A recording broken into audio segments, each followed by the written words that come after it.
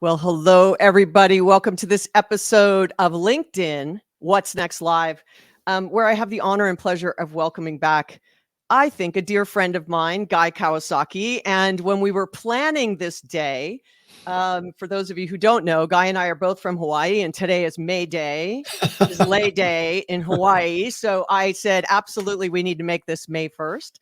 So welcome Oh, to the show, I wish I Guy. had a lay. Oh, see, I don't have a lay, but I have his latest book, Remarkable, which is what we're going to talk about. So, um, I when I was knew I was going to introduce this way of it being May Day, I said, "What is the history of May Day?" Did you know it was founded in 1928, and it was to celebrate the giving and receiving of leis, and it happened at Bank of Hawaii downtown, which Guy and I probably know very well. And the streets were crowded and everybody gave leis, and there were thousands of people there. And it kicked off this annual day of giving and receiving Wow. leis. So happy May Day. God, already I learned something in your videos. Jeez.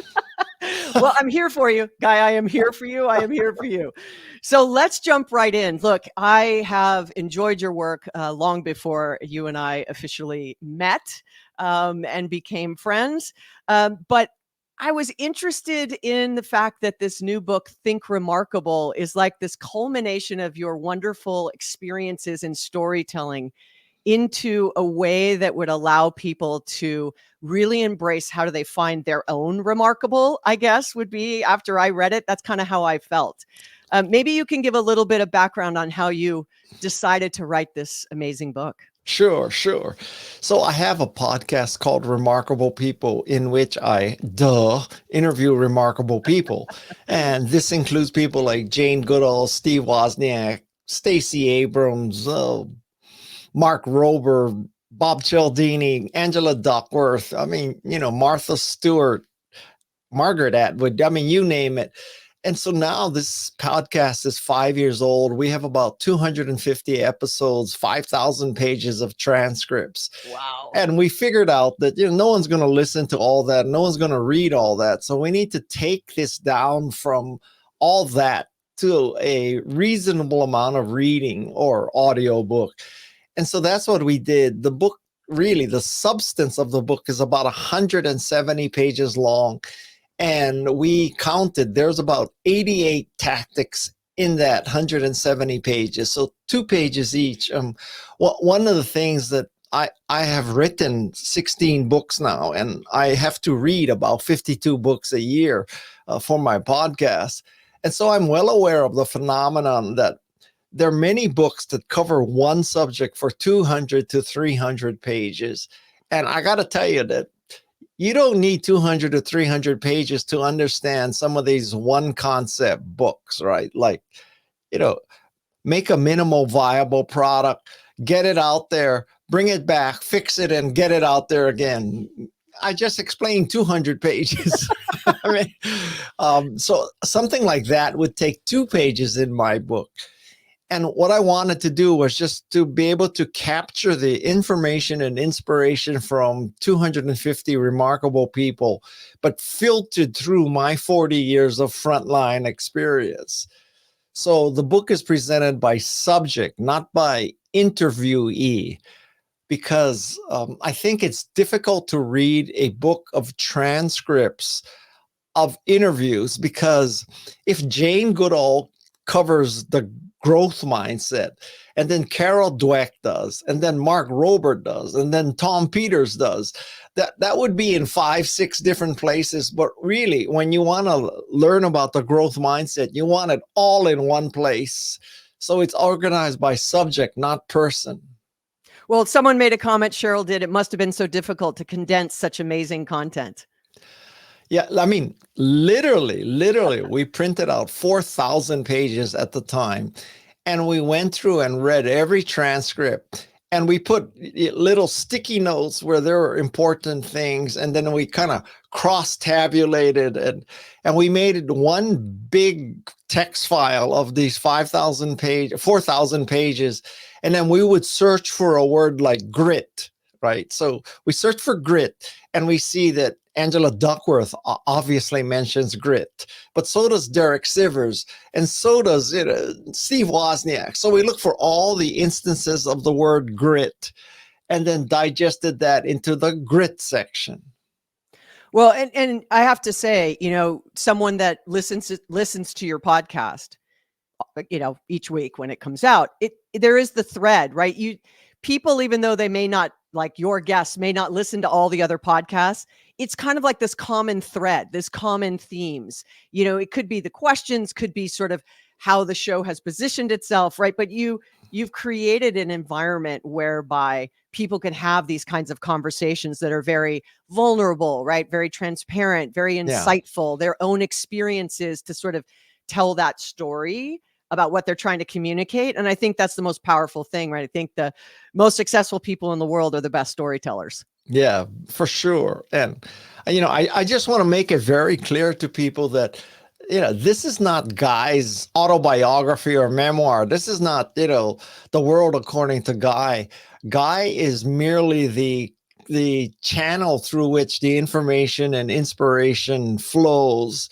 And if people listen to my podcast, they would know that about 90% of the podcast is my guest and 10% me. Many podcasts are more like 50-50, right? Joe Rogan, 50-50. Joe Rogan might be 90-10, Joe 10 the guest. But I'm flip side. This podcast and this book is not about Guy. It's about my guests. Yeah, and I was honored to be one. Of all the people, right, of the 250 or so you've had, I was honored to be one of them. But as you found your way through the commonalities of people, of conversations, you landed on, and you've used the words, two of them anyway. One being growth, which you really call and describe as build your foundation. The second one is grit. So implement your aspirations. And the third, which I really love, is grace, uplift and inspire. And so maybe you can talk us through sort of the 3 stages that you had to write. You have 4,000 pages, you have all these, ideas, and you kind of have to bucket them, right? So the first stage was growth and build the foundation. Maybe you can walk us through that. Sure. So I am friends and a great admirer of Carol Dweck. And she is the mother of the growth mindset. And I read her book, Mindset, in the early 2000s, and it, fundamentally changed my life. I mean, if nothing else, it encouraged me to take up hockey at the age of 44, coming from Hawaii, where there is no pond hockey. And I took up surfing at 60. Now, that's a little harder to understand, because if you're from Hawaii, why would you wait until you're 60 to take up surfing? But you said it, not me. That's a different story. So it's all about this kind of mental framework that you don't think that you're limited, that you can learn new skills, surfing, hockey, I don't know, winemaking, photography, crochet, whatever. And so you can learn these new skills and you can be different things, versus the fixed mindset, which means you don't believe you can. So that's the growth mindset. Now, the flip side of the growth mindset is, yes, you can believe you can do more things, but unless you have grit, you're not going to accomplish them, because nothing new and difficult is going to be easy. That's kind of a repetitive phrase there. But, when you grow, you have to have grit. It's not going to just, come naturally and flow. And then with growth and grit, I believe you can achieve success. But to truly be remarkable, you also have to have grace and graciousness, which means that you have this attitude that, you are fortunate that it's not just you and your growth and your grit, but there's been coaches and teachers and mentors and bosses who have helped you along the way. And because you've received help, you owe help to the universe. And so you need to pay back. And that's the final stage of being remarkable. And so starting with that, if someone's listening to this and goes, yes, maybe it was the right time for people to hear what you just said. And they're like, yes, sometimes the message comes when you're ready to listen. And yes. So if I'm listening to this and I say, I want to embrace this thinking of a growth mindset, where do you even begin? If you're like, oh, I want to take up photography or skydiving or surfing or hockey or whatever it might be, or in the work environment, right? I want to learn AI, or I want to become a leader of a division, or I want to change jobs, or I want to become an entrepreneur, whatever it might be. It is adoption, but then you have to go through multiple stages of things like vulnerability and Yes. Well, so I mean, basically, there's 3 sections to the book, as you mentioned: growth, grit, and grace. And each section has 3 chapters, and each chapter has about 9 sections, and each section explains the tactics to achieve that particular stage. So in the growth, the growth, for example, requires that, yes, you can decide, I want to take up a new sport, or I want to be a boss, or let's say that I want to be a better public speaker. But incumbent on the growth mindset is you have to embrace vulnerability.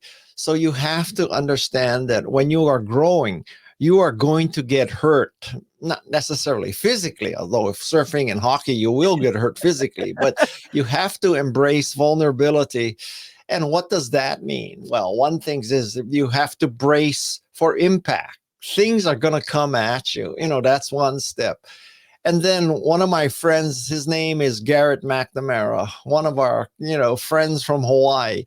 Now, Garrett McNamara is famous for surfing the 100-foot wave, the HBO series. And Garrett McNamara, in his interview with me, he said, Guy, when I was young, I would not go into waves bigger than 10 feet. I was afraid of them. And I said, so how did you get from 10 to 100? He said, well, I had to learn to face my fears. And he got forced by his friends and his peers forced into surfing bigger and bigger waves. And then pretty soon now, he can handle 100-foot waves. So if you use that, no, I'm not encouraging all of you to go out and surf 100-foot waves. Yeah. But I mean, let's take a real common fear, which is public speaking. So he would say, if you're afraid of public speaking, you need to face your fears. And you don't go from not speaking in public to speaking to a crowd of 50,000 people. You start with your PTA, you start with your staff meeting, you start with an internal company meeting, you start with a little user group, and then pretty soon you can speak to 50,000 people. So it's the same way, and that's what it takes to have growth. Well, you also say that you have to plant many seeds. I'm going to use the quote at the beginning of that section. The task of modern educator is not to cut down jungles, but to irrigate deserts. C.S. Lewis, right? Yes. So planting many seeds. Is that don't put, everything in one place. It's that public speaking, as an example, speaking at your PTA meeting or your next team meeting is a seed plant that will need to grow over time. And then maybe become a redwood. Who knows, right? Yes, exactly. And I think that, especially when you're young, if you're listening to this, you need to plant a lot of seeds. I'm not talking about wild and crazy sex life. I'm talking about you gotta sample a lot of things, a lot of careers, a lot of functions. I think the danger is greater of settling down and putting yourself in a box too early is a greater danger than defocusing and trying too many things. I encourage you to try a lot of things, especially if you're like 18, 19, 20, 25, right now, you're going to be healthy and productive to probably the 90s. So you got a lot of time to experiment. You don't need to settle down yet. Well, the last part of this section, which if your kids are in the car and you're listening to this replay, maybe turn down the volume for a second. But the next one is do good shit. So that's you're going to be vulnerable, right? You plant many seeds and do good shit. So how do we then, get to a place where we're doing good stuff? Well, this is something that came up over and over, and in particular, it came up in my career too. So there were many people on my podcast who addressed, how do you do good shit or good stuff? And so I'll give you some concepts. So number one is you work backwards. So if you're an entrepreneur and you're thinking, what should I do? You work backwards from the customer, not forward from what you like to do. What you like to do is nice, but it's not about you. It's about your customer. So if your customer wants something, you do what your customer wants as opposed to what you like to do. So that's number one. Number two is you should at least go and see your customer in action. But even better than going and seeing is going and being your customer. So this means, to use a car example, yes, you can watch how young families use a car, but it would be much better if you were the customer and, you and your spouse, you have 2 kids, 2 strollers, 2 baby bags, 2 baby seats. You go see how people try to live with 2 young kids and all that equipment. And then even better is you go and live that life with your young kids, and you'll see why a minivan is so useful, right? It's that kind of thing. And I think that is so crucial. So you work backwards, you go and see, you go and be. And then one more thing, which is not related to what I just said. The other really great way to do good shit is to make the product that you want to use. So in that sense, you are the customer, and you don't even have to work backwards because you're right there. And this is the concept that Steve Wozniak built the Apple One that he wanted to use, and right. Thank goodness that he was not the only nutcase that wanted that. So that's another path.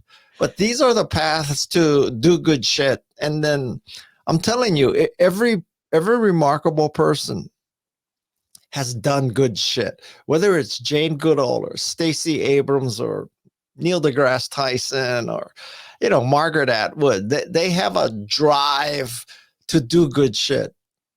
Well, what's been interesting for me always to watch and to learn from your career in many ways, because if you look back across your career, for people who kind of don't know who Guy is, which that would be crazy, but he is the chief evangelist at Canva.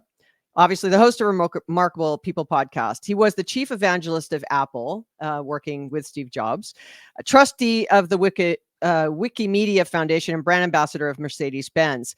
But he also gave this guy, Mark Benioff, his first job.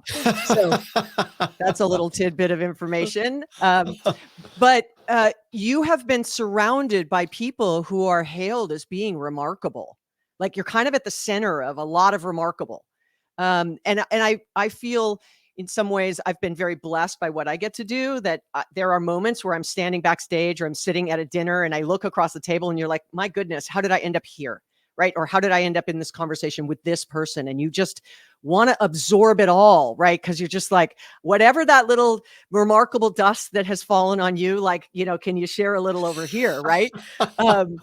And so how have you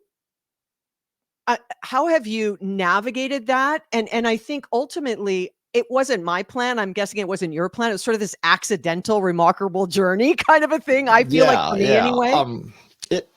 Let me address that first, which is there was absolutely no plan. I mean, yeah. Let me tell you a story. So when I was growing up in Honolulu, I lived in the wrong side of town. I lived in Kalihi Valley. So, Tiffany, you probably never even visited Kalihi Valley. But so I lived in Kalihi Valley. And a 6th grade teacher told my parents to take me out of Kalihi Elementary and put me into a private school system because I had potential to go to college. Thank you, God. My parents listened to her and made the sacrifice to send me to the best private school in Hawaii, Iolani.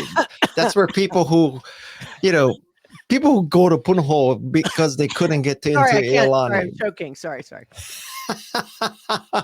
Well, yeah, back in the day, Iolani was all boys, so you couldn't have gone there anyway. Although I'm not sure how you identify Tiffany, so I'm not making any judgments. Okay, but anyway, so that was kind of the start of it, right? And I get into Iolani. Somehow I got into Stanford. Stanford, I met a guy named Mike Boych, who years later hired me into Apple, despite my lack of educational or work experience. And it just, fast forward, I'm successful at Apple. I'm visible at Apple. And then fast forward another 10 years, and out of the blue, the woman who runs TEDx Palo Alto says, Jane Goodall is coming to speak for us. I'd like you to interview her on stage.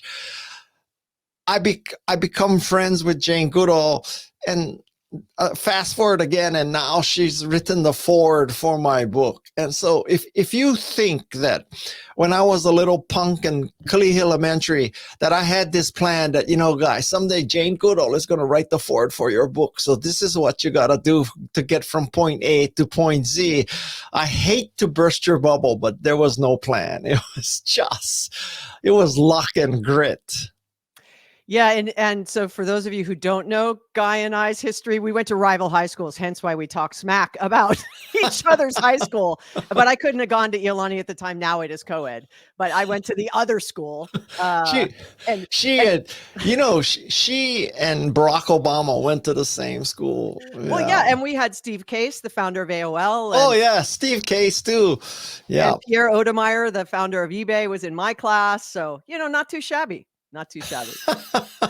but I'd say that, we were talking about this ahead of time, that your Jane Goodall story is my Tom Peters story. Who would know that a girl from the Hawaii in the middle of the Pacific who read In Search of Excellence when she was 16 and thought she wanted to be a business leader because of, very close family friends, 40 years later would have that person who wrote that book, who really shaped her thinking around the power of excellence, would write the foreword for my last book. So was there a plan? Absolutely not. Was it a straight line? Which I think is one of the things you say in the book, like being remarkable and making these changes is not linear, right? It is not linear. Not at all. It's random, if anything. It's very random, but you also say that you have to, it may be this eureka moment, but you have to get past that, right? Like you're like, wow, I've made it to this place, but there may be more. Well, there's always more.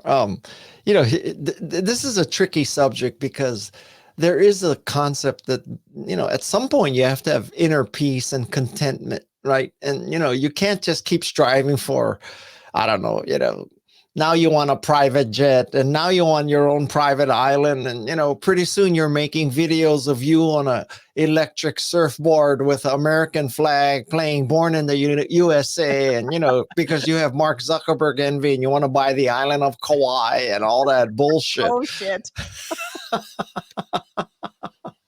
So at some point, enough is enough. Yeah. But see, that's why the third section of my book is about grace, because grace is no longer about self-glorification. Grace is about sublimating your own ego and your own needs and helping others. That's how you measure people who are truly gracious. It's not about them anymore. And they realize it's not about them. They don't even want it to be about them anymore. I don't want it to be about me anymore.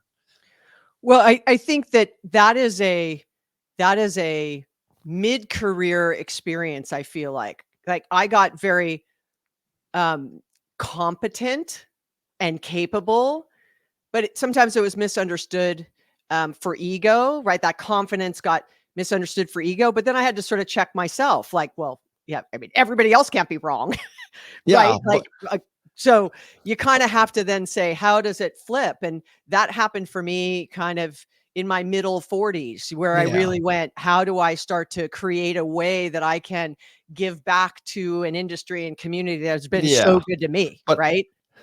But Tiffany, I think that it's probably even more difficult for you than for me. And it's more difficult for women in particular, that as you were a high achiever, a high achieving man is to this day, I think, judged differently than a high achieving woman.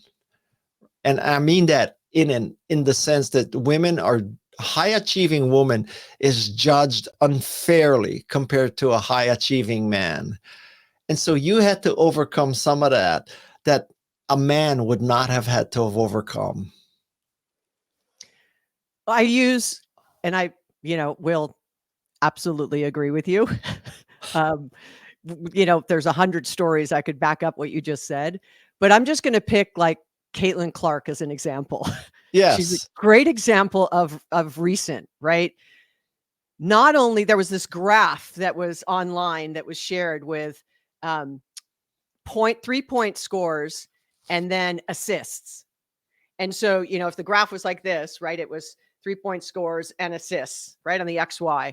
And at the bottom left, kind of everyone was packed in, right? And then you could see that some people were in the middle of this, that were sort of 3-point shooters, point scorers, and did an assist. She was all the way almost to the edge of where the box was no longer in how much she assisted and scored. Like in a male, female, college, pro, didn't matter. Right. Yeah. And then the comparisons it's like the top scorer, period. But if you read the headlines, like it would be like, the top female scorer. So is it just in women's sports or just in women? No, it was everything. And that like kind of wasn't the headline. You had to wait until people were like, wait, hold on a second. Like the headline should have read, this, and this, because I think it's more of a, let's just give that grace, right? And that reward for somebody who is remarkable and let them just sit in that light. Well, and then, what I scratch my head about is, so with all that, she's going to make 80 grand a year. Yeah. I don't get that. Like 80 grand a year. That's Well, like summer interns at Google make 80 grand a year. Well, there was a whole, and then she made, thankfully made a $28 million Nike contract, but otherwise it would have been 80 grand a year. Right. And so someone went back in time to say when the NBA started, what were players making, how many people, to try to do a comparison like for like, to see, is that where NBA players started, right, when the league was young? And while the WNBA is not as young, it has needed a lot of subsidies. Maybe now it will be different because there's so much hype and interest in women's basketball, right? Maybe that will change, but it still wasn't even. It was like 135,000 or 140,000 versus 80,000. It still wasn't even though 140 obviously still is, underpaid, if you will. But now maybe that will all change. It's sort of, is this the Billie Jean King moment for basketball that happened in tennis, right? Equal pay. Is this the moment where that happens in this particular sport? Maybe. I don't know. I hope. All right. Well, let's get back to the book. So we can talk. Maybe I should try to interview Caitlin Clark. But we were on Grace, and I let's wrap this up with sort of taking the high road. I think sometimes through success, you get a little lost in the success, if you will. And how can people, let's say, again, go out and pick up Remarkable by Guy Kawasaki. It is really a fantastic read. If you've ever heard him give a keynote, it feels just like that. It is wonderful storytelling to communicate some really important things for people, both personally and professionally. So I couldn't endorse it anymore. But coming out with grace being sort of how we end this conversation. If you have growth, if you have grit, and you end with grace, what do you hope people will take away from the experience of reading this book and take into their lives? So what I hope people will come out from what I consider a kind of a manual, a manual for life, a productive and valuable life, is that, Tiffany, when I die, I want people to say that I helped them make a difference. Not just with this book, I helped them make a difference with my writing, my speaking, my investing, my advising, any of this. On my gravestone, I wanted to say that Guy empowered people. And so this is probably my crowning touch. I believe that my podcast is the best work that I've done in my life. And this is my best work based on my best work. And so this is an act of, I just want to be remembered this way. I want people to say I helped them make a difference. And I also want people to understand that this book is not a typical self-help book.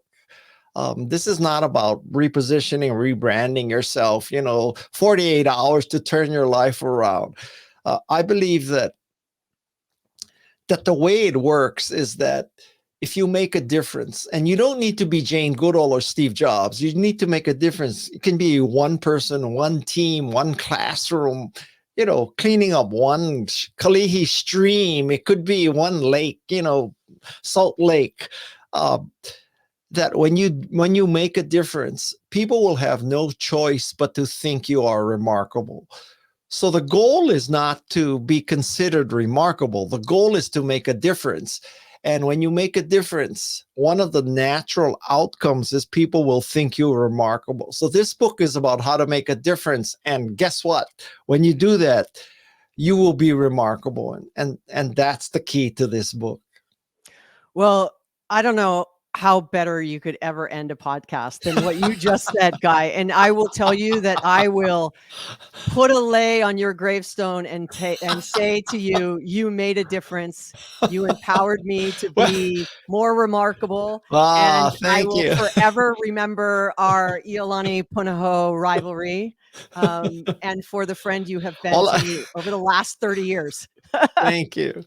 Tiffany, all I ask is, when you come to my gravestone and bring a lei, will you also bring a Spam Musubi? I will. Okay. I will. I will sit. Okay. I will drink. And while you're at it, I will drink primo beer. Beer. No, not. I don't drink beer. Okay. I want Spam Musubi and malasadas. That's all I ask. That's all I ask. I am in. I will leave you the Spam Musubi. I will eat the malasada, and I will leave the lei. Spoken like a true Punahou girl. All right, everybody. Well, in honor of May Day is Lei Day in Hawaii, I just want to thank my dear friend Guy Kawasaki. Huge mahalo to him, and to all of you for joining us. Thank you so much for joining us on this episode of LinkedIn Live. What's next? And please leave your comments, share this show. I think it was just fantastic. And again, Guy, I adore you. Thank you for spending time with us today.